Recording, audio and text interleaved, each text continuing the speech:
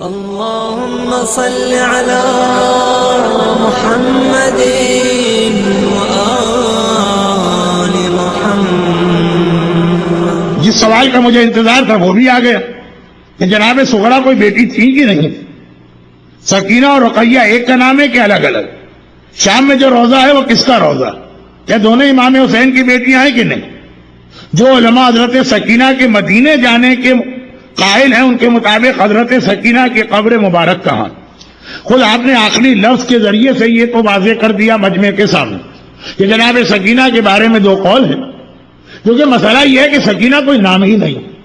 امام حسین کی ساری بیٹیوں کے نام فاطمہ، پھر اس کے بعد پیار سے جو مختلف نام دیے گئے، تو سب سے بڑی بیٹی پیدا ہوئی فاطمہ نام رکھا، جب اس سے چھوٹی پیدا ہوئی تو کبرا صغرا خود ہی بن گئے، اور جب ان سے چھوٹی پیدا ہوئی تو کبرا صغرا تو ہو چکا۔ اتنا پیار آتا تھا کہ امام کو کہ اس کا نام سکینہ رکھا، یعنی دل کو سکون دینے والی۔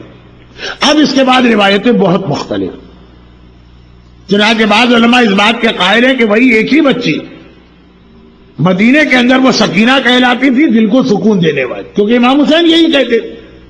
بچی آئی کہا کہ آ گئی میرے دل کو سکون دینے والی۔ شام کے لوگوں کو تو یہ نہیں معلوم، شام کے لوگوں کو تو یہ معلوم ہے کہ قید خانے میں ایک بچی بہت روتی۔ عربی کا لفظ ہے رقت، کہا بعض علماء کا کہنا رقیہ اس سے بنا، رقیہ کا مطلب ہے بہت رونے والی۔ شام کے لوگ کہتے ہیں بھائی وہ قید خانے میں ایک بہت رونے والی بچی رقیہ۔ جب وہ آواز بند ہوئی کہا کہ رقیہ کو کیا ہوا، یعنی رونے والی کو کیا ہوا؟ تو یہ ایک نظریہ ہے کہ ایک ہی بچی کے دو نام ہیں۔ مدینے میں سکینہ کہلاتی تھی کیونکہ جب تک کربلا کا واقعہ نہیں ہوا باپ کے دل کو سکون۔ شام والے تو جانتے ہی نہیں نام کیا ہے، وہ اس کو رقیہ کہتے۔ اور جناب فاطمہ صغرا کے بارے میں بھی روایت ہے کہ تھی، یقیناً ایک بیٹی الگ سے تھی، لیکن مجھے معلوم ہے کہ اس پہ اتنی کنٹروورسیز آج کل کھڑی کر دی گئی کہ میں زیادہ اہم مسئلوں کا جواب پہلے دے رہا ہوں۔ بہت سارے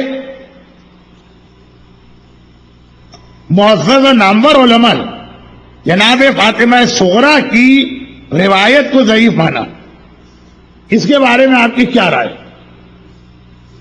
جو ان سے بھی زیادہ معزز و نامور علماء یعنی مراجع، ہم لوگ تو ان سے پوچھ کر ہی ممبر پہ مجلس پڑھتے ہیں، انہوں نے کہا جو ضعیف روایت ہے وہ مصائب میں پڑھی جا سکتی، جھوٹی روایت نہیں پڑھی جا سکتی۔ تو علماء نے ضعیف مانا، اس کو جھوٹا نہیں مانا۔ کچھ نے کہا ہوگا کہ ہمارے نزدیک یہ ثابت ہی نہیں، لیکن ایسے بھی علماء ہیں جنہوں نے کہا ثابت۔ علامہ مجلسی کی بحار الانوار کا اردو ترجمہ ہو چکا ہے، انٹرنیٹ پہ کئی سائٹس کے اوپر پوری کتاب موجود۔ امام حسین کی کتنی اولادیں وہ لکھتے ہیں قول یہ قول یہ قول یہ قول یہ۔ صرف ایک قول ہے کہ دو بیٹیاں، باقی تو ہے کسی میں 3 بیٹیاں، کسی میں 4 بیٹیاں، کسی میں 5 بیٹیاں۔ تو فاطمہ صغرا کی روایت ہے، اور مصائب کے اندر مراجع کرام کا کہنا ہے کہ روایتیں پڑھی جا سکتی۔ تو ہماری رائے تو یہی ہے کہ ہمارے مرجع نے اجازت دی، یا جھوٹی روایت ہو تو ایک مسئلہ ہو سکتا ہے۔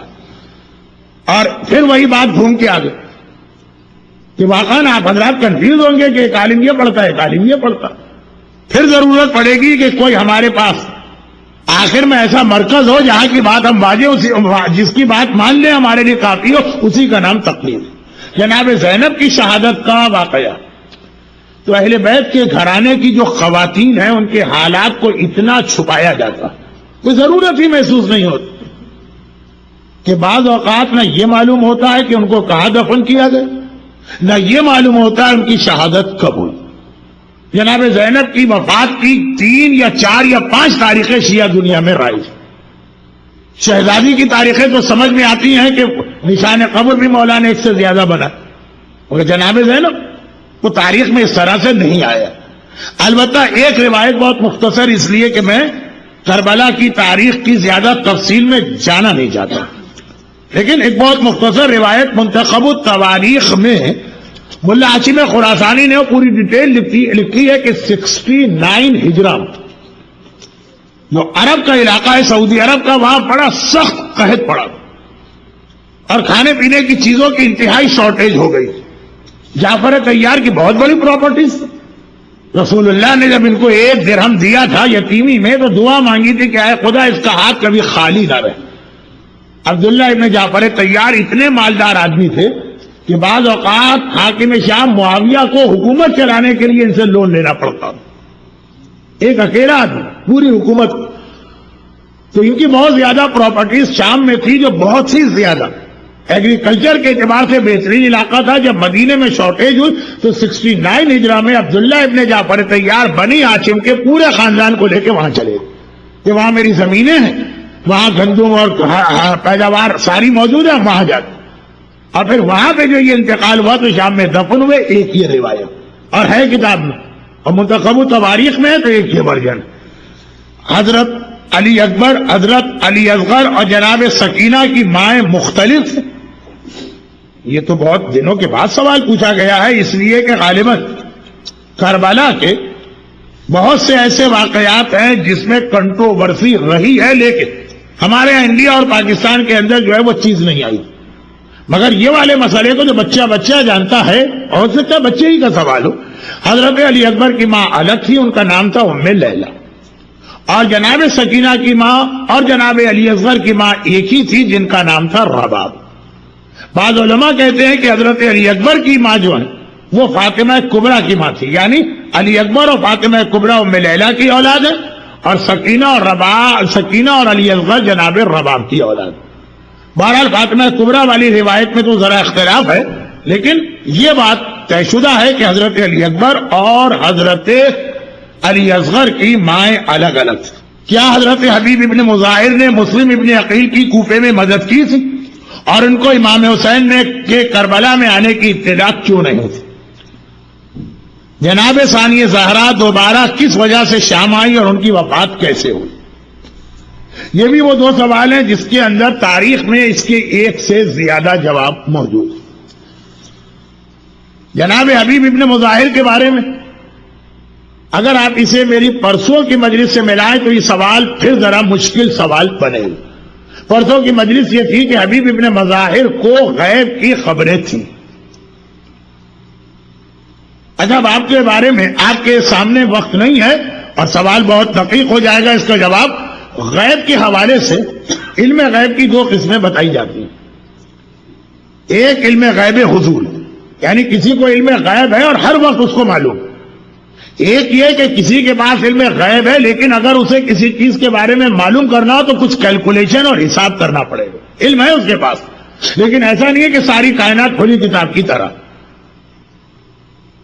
جیسے فرض کیجئے کہ آپ کے پاس ساری معلومات ایک سی ڈی میں ہے لیکن آپ کو اسے کمپیوٹر کے اندر ڈاؤن لوڈ کر کے کلک کر کے وہ ساری چیزیں آپ کو ملے گی.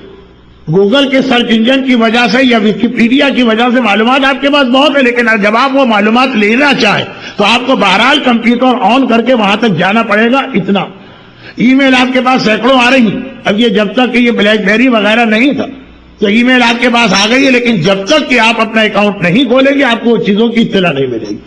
علم غیب کی ایک قسم یہ جس کے بارے میں بعض آج کل کے ینگسٹر کہتے ہیں کہ امام کے پاس بھی اس قسم کا تھا کہ ہر چیز ہر وقت ان کے سامنے نہیں ہے، جب چاہے معلوم کر سکتے ہیں. تو خیر امام کی تو بات چھوڑ دیجئے، لیکن حبیب ابن مظاہر وغیرہ کے علم غیب ایسا نہیں کہ ساری کائنات ہر وقت کھلی کتاب کی طرح ان کے سامنے. ان کے پاس وہ علم ہے کہ جب چاہے وہ کیلکولیشن لگا کے معلوم کر سکتے ہیں اس وقت مسلم کہاں ہے اور فلاں کہاں ہے.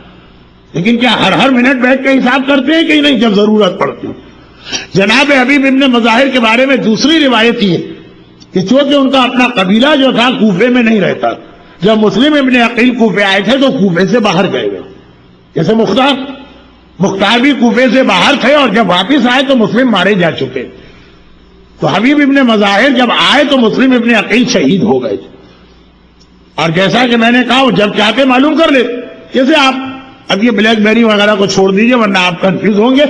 آپ جب چاہے ٹیلی فون اٹھا کے پوچھ سکتے ہیں کراچی میں کہ آپ کے بھائی اس وقت کہاں ہیں، لیکن آپ روز تو نہیں پوچھتے ہیں نا، جب ضرورت پڑتی ہے تب پوچھتے ہیں. اس ٹائپ کا علم غیب غیر معصوم کے پاس ہوتا ہے.